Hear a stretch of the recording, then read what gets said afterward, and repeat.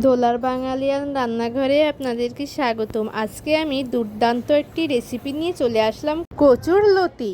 দেখুন কত সুন্দরভাবে ছোট ছোট করে কেটে নিয়েছি। এখন এই লতিগুলো একটু ভাপ দিয়ে নিচ্ছি। তার জন্য গরম জলের মধ্যে লতিগুলো 5 মিনিটের জন্য দিয়েছিলাম। আবার চলে এসেছি, এই তো নরম হয়ে গেছে।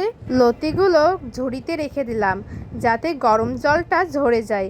এইদিকে আমি তেলে পরিমাণ মতো কাঁচামরিচ দিয়ে নাড়াচাড়া করে ওই সিদ্ধ করা লতিটি দিয়ে নিলাম। স্বাদ মতো লবণ দিলাম আর 1 চা চামচের হলুদ দিলাম। সুন্দরভাবে নাড়াচাড়া করে নিচ্ছি। প্রায় কিন্তু রান্নার শেষের পথে। কচুরলতি নামিয়ে নিলাম। নামিয়ে এইদিকে 5 কোয়া মতো রসুন আর 3টা পেঁয়াজ দিয়ে ওই ভাজা লতিটি ঢেলে নিলাম। নিয়ে সুন্দরভাবে আর একটু নাড়াচাড়া করে রান্না করে নিচ্ছি।